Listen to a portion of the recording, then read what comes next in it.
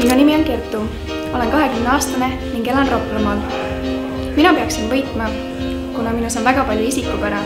Olen väga lõbus, siiras ning särav inimene.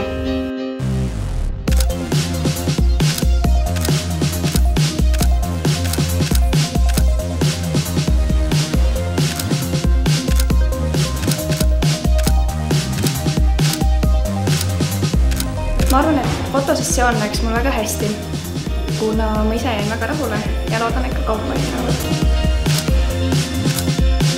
Mulle väga meeldib pildistada, eriti armastan pildistada lapsi, kuna neil on nii palju erinevaid emotsioone ja ma arvan, et need vajavad jäädvustamist.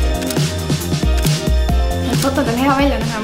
Ma arvan, et kõik saab alguse fotograafi ja pildistatava heast klapist.